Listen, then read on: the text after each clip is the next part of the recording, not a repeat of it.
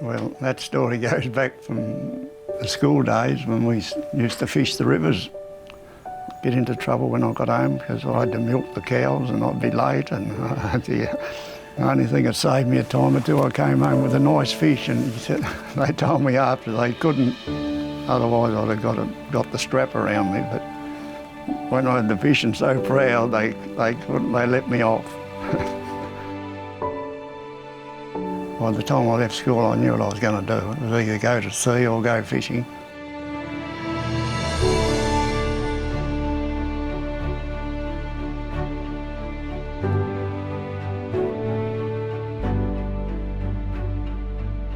We had to register this dinghy, and I was trying to think of names, and he went to sea, and he came home and he said, I think we'll call it the name Petuna.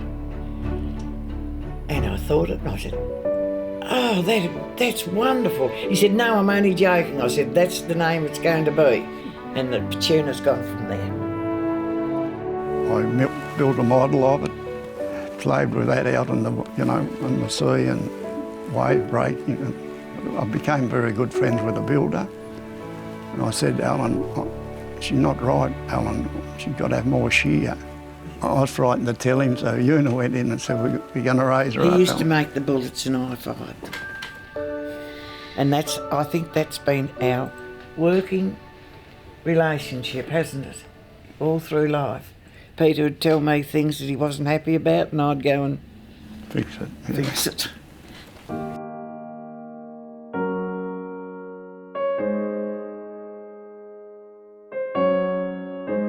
I can't say that we fell madly in love with each other to start with. We just wanted to get away, and we both had the same ideas. We wanted adventure.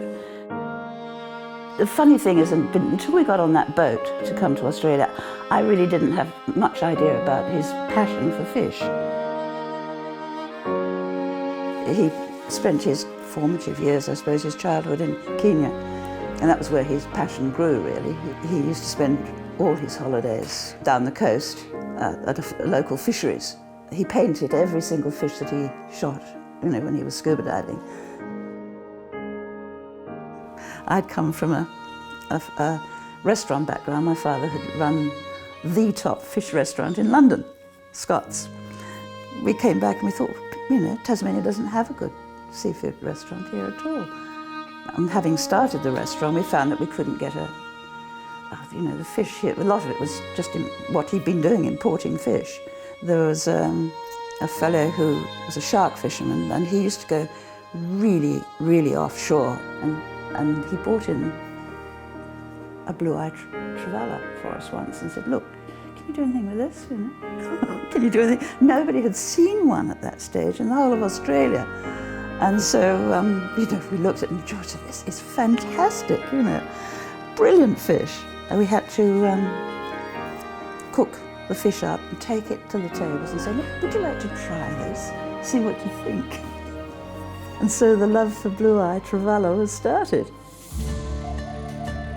We couldn't sell our fish. He was catching lots of grenadier, blue grenadier, and they only wanted to pay us 30 cents a kilo for them.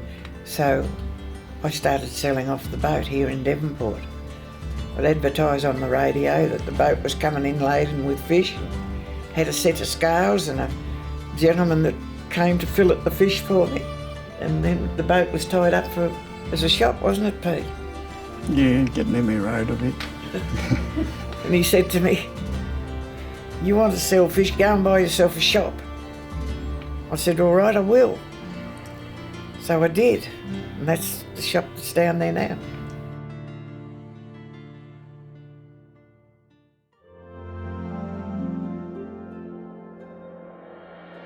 This is an old fable, English fable about fishermen, old fishermen. They never really die. They just circle the world as a seagull, and they're always there. And you look at the seagulls and you think, oh yeah, many fishermen up in the sky.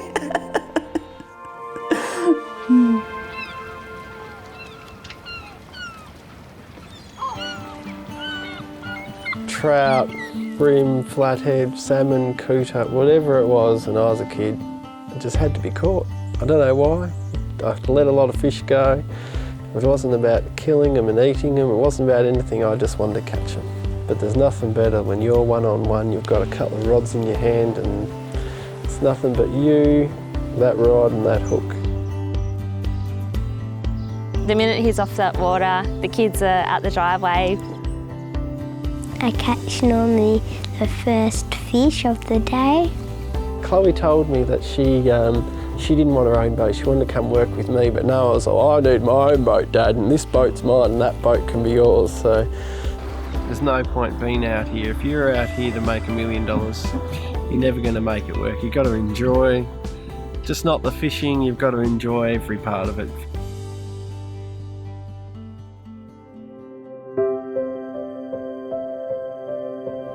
I love the sea, I love fishing. I don't know anything else but the sea and fishing.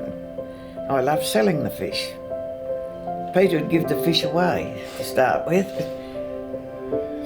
so I took over. Because we've got the restaurant, we've had this wonderful bridge to the community. We're in the seafood industry, wholly and solely. That's what we do. We specialise in fish, you know, and Australian fish in particular. So I've got 2 sons and a daughter coming through. So we want to make sure that there's something there for them forever, you know, just like my dad did. He was catching fish 50 years ago, just out here, just south of Hobart, and we still do it. And the fish are still there, and that's what we call sustainable fishing. He had a story at school. They asked all these kids what they wanted to do, and him and a couple of his friends were all like, I want to be a fisherman like Noel's dad, and that's, how does it get better?